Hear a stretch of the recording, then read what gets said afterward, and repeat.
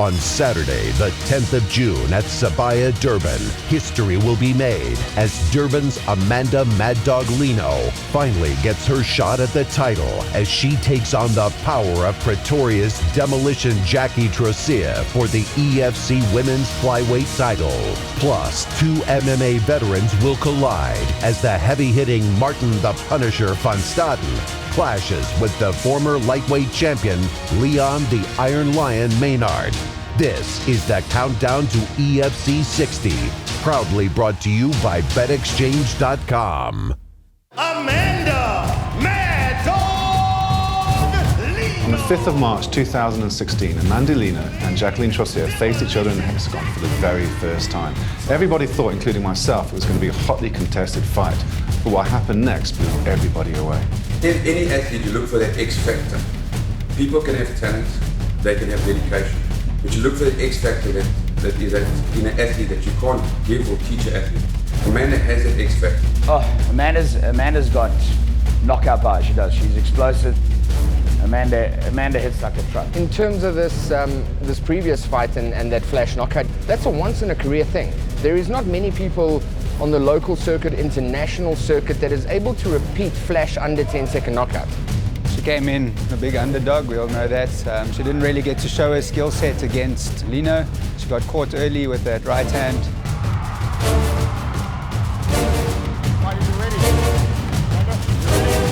Fight! It's Amanda Lino in the red. Big right hand by Lino.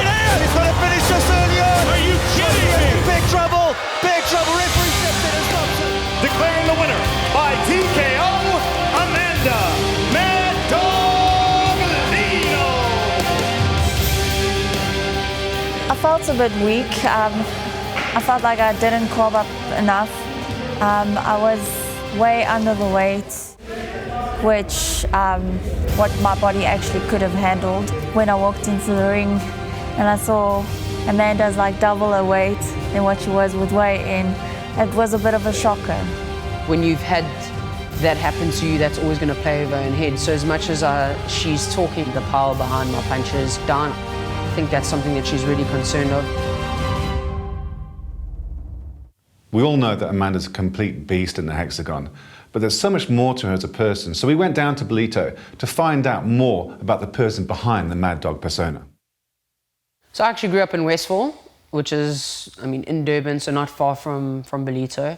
And then I moved down to Ballito for a while, and then back up to Westville, and I'm back down in Ballito. So I've been in Ballito for 5 years. I've gone back to Durban and tried it, but I just love the lifestyle here. You're basically living on vacation. The beach, and it's awesome hometown, so I'm glad to call it my home. Myself and my coach have a gym that we've currently just opened, KO Fitness. I do a kickboxing class for ladies. The funny thing about it is that when men are training, we obviously want to brawl and we want to throw big punches, but I find with the ladies, you see how they spend a lot more time looking at technique. And it's very different. Men and women train completely differently because we like to hit each other and have a good laugh once we have cuts and bruises, whereas the women aren't. They're more focused on the technical side and the self-defense side of it. So Mama G's has become my local hangout in Ballito. I come here every day for breakfast, and Rodney put me on a diet coming up to my fight. So basically I was coming in and changing the menu. I was giving the waiters quite a hard time, and eventually Jackie, the owner of Mama G's, came up to me and she was like, you know what, you're here all the time, why don't we just put Mad Dog breakfast on the menu for you so that when you come here you don't have to change everything. Mama G's now obviously one of my sponsors, and they support me, they give me food when I'm prepping, and they cater according to my health requirements, which is a big thing for me.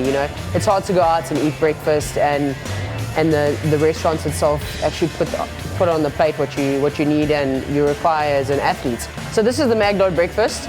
You basically got your egg whites, cucumber and avo. So I've got a little bit of my protein, some healthy fats, and then my cucumber, because I'm actually a massive fan of cucumber. If you ask Rod, I'm always snacking on cucumber and eating cucumber daily. So it's become actually one of my go-to snacks. So this is one of my favorite spots in Durban, Sweeney Barbers.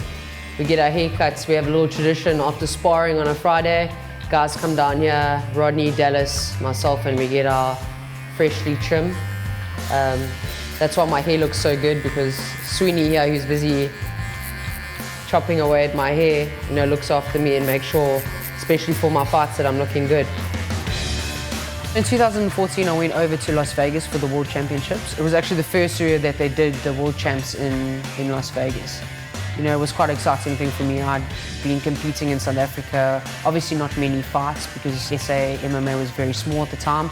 Got the opportunity to go over and fight internationally. That was a big deal, and I was lucky enough to win the featherweight title, which was awesome. Big step in my amateur career, and then when I came over here, EFC contacted me, and then it's been with EFC ever since.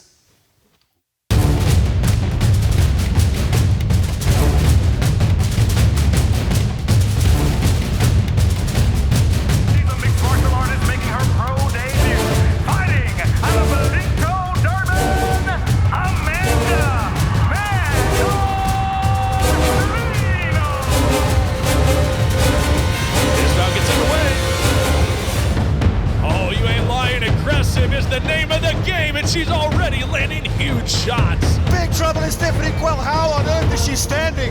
Lino is an animal, a beast inside of the EFC cage. She's going to try and separate, get space between the two of them. Watch out, and she might be finished. It's an absolute murder scene. Amanda Lino notches her first professional victory, and it was a bloodbath. She may have a manslaughter charge after that one. Make that a womanslaughter charge. Amanda Lino with a big W.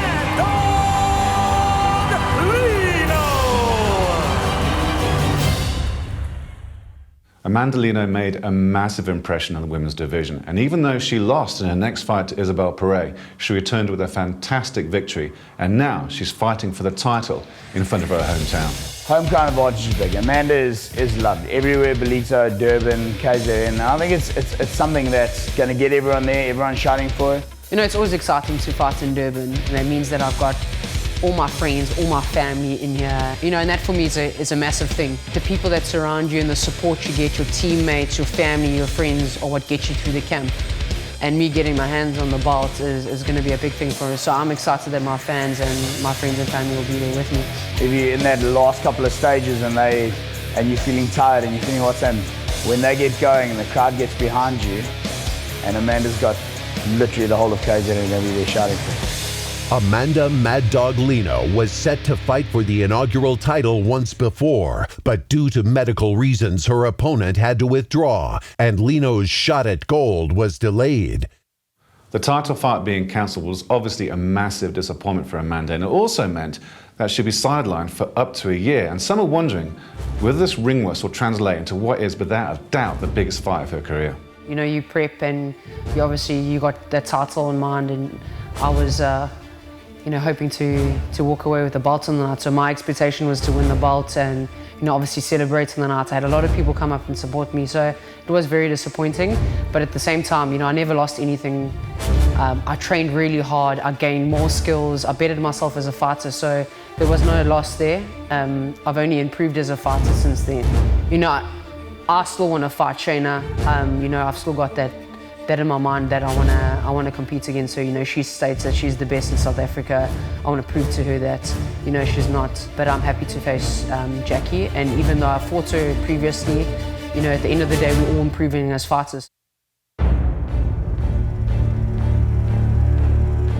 A lot of people are going to say because I haven't fought in nearly a year that I'm going to have ring rust. But at the end of the day, I'm putting in the training and the time, and I've got the coaches and the team around me that have a lot of experience in the cage. Amanda's had hours of sparring with different pro fighters who have got a lot of knowledge in the game.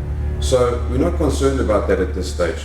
Each day she's learning, each day she's progressing, learning something new. So ring rust, I don't think it's going to be an issue. I have a lot of faith in my camp. I have faith in my coaches, Rodney and Dallas. They know what needs to be done to obviously win a title. It's the atmosphere that really gets your adrenaline pumping. So I feel like that's kind of set the tone for moving forward for the next 4 weeks.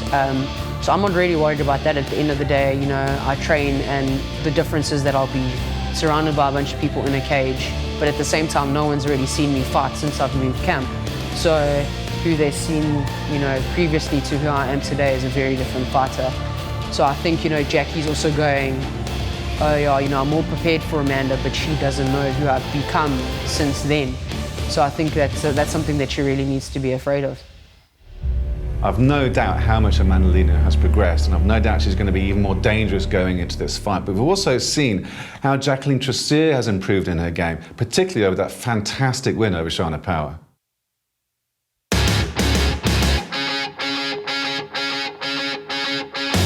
We had no doubt. We knew we had a number. We knew what needed to happen, and on the night we showed it.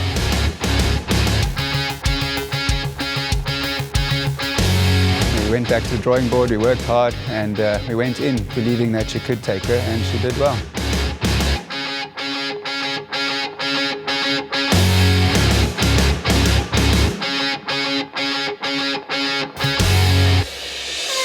Oh, she's hunting, isn't she? She's very aggressive. She's got more power from the stand-up. Landing some big elbows. Shauna gets out of the way. Shauna, she goes for a very, very sloppy telegraph. Spinning back fist, and now she's eating some shots. Trosee's raining down on her. She's putting a lot of pressure. Oh, here we go. Shauna unloading. Now Jacqueline pushes her up against the fence. Good elbows. Ooh. Actually, after the first hit she gave me on the jaw, I had a grin on my face. It's like, okay, the fight's on now. This is mine.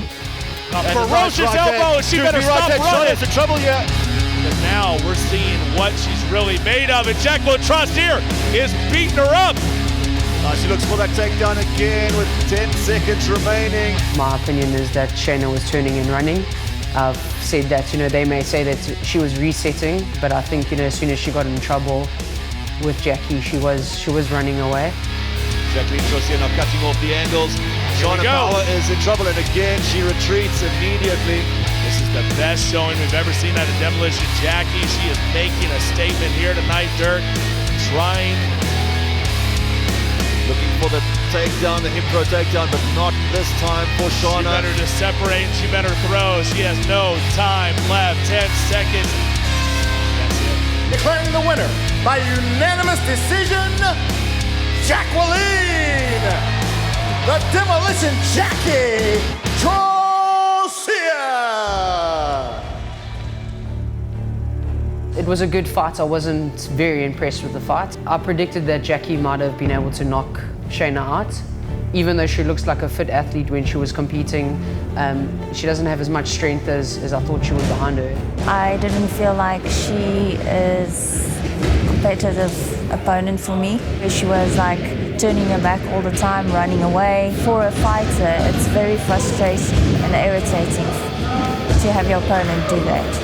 Anybody that underestimates Jackie has something else coming. She's a great fighter, and she's going to smack anybody in front of her. We're going to go into this fight relishing the fact that everybody's expecting this mismatch again, and we're going to leave there amazing people. Don't underestimate this girl. I spar with her all the time, and she's knocked me out a few times. To me, this is a new fighter. She's not the Jackie that I faced then. You know, she's going to be honing on her skills, and I hope that she is, and when she shows up on the night, she's 110% ready to go, and we're going to put on a show for the fans. Jacqueline Trosee is now surrounding herself with some of the best competitors and coaches in the MMA game in South Africa. This is probably going to be the best fight camp she's ever had in her career. I mean, if you're training with her, she works really hard. She works full-time job, and then in the evenings has to come and train as well, plus family life. She pushes really hard. Typical training routine, we'll start with some pad work, stretching, loosen up the body a bit, get into some clinch work with that night, maybe some hard pad work, some sparring. Depends on what we're doing through the week. I'm not going to tell you all of our tricks and our trades, but she's ready for what's coming down, and she's hard as a nail. Sven is the one that actually pushes me over the edge sometimes. He pushes really hard.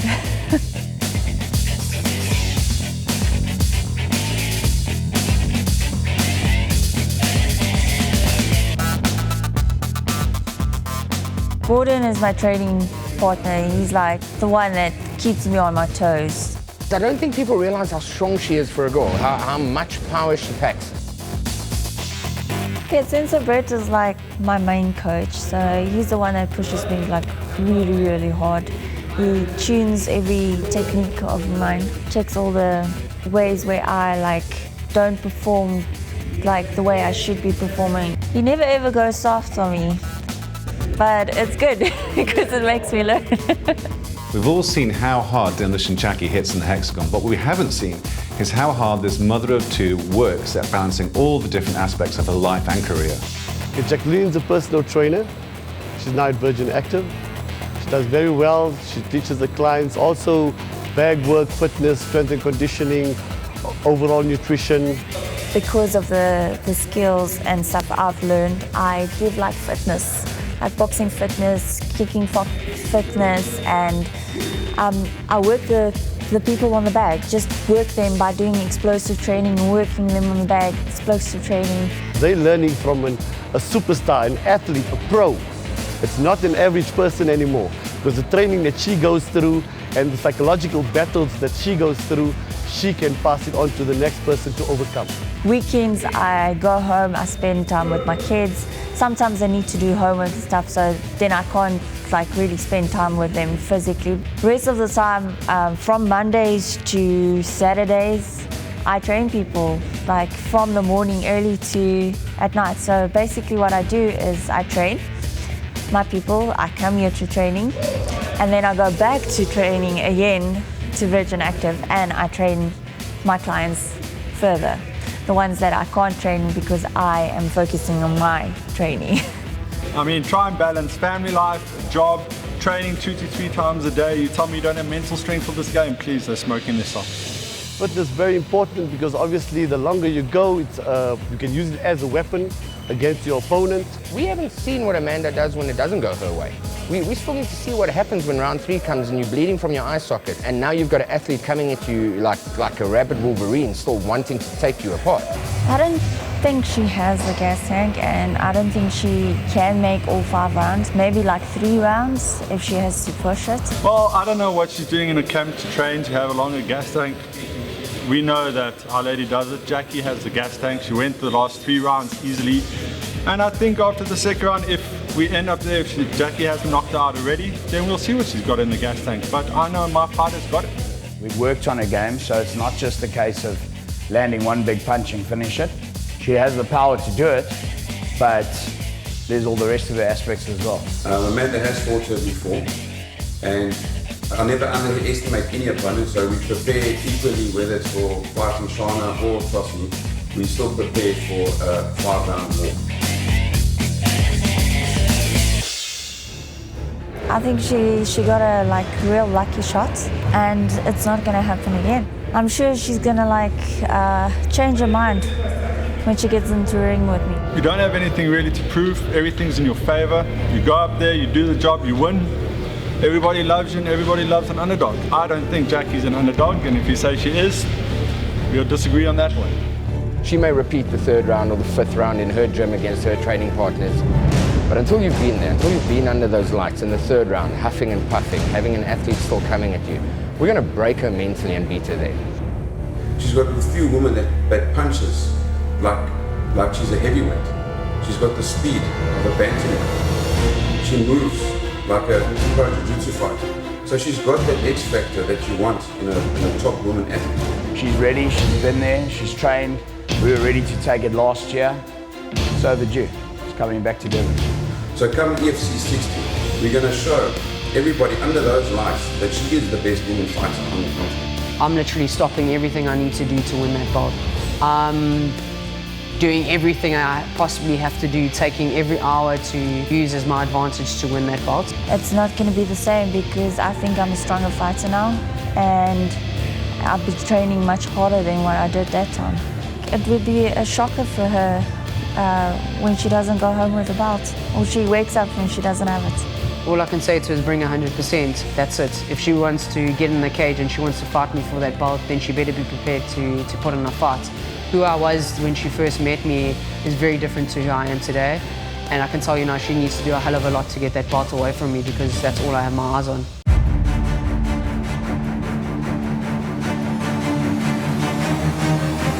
The most dominant force in the EFC women's division, Amanda Mad Dog Lino, will clash with the aggressive and powerful Demolition Jackie Trosee for the inaugural women's flyweight title. Absolutely savage Amanda Lino. Demolition Jackie Trosee.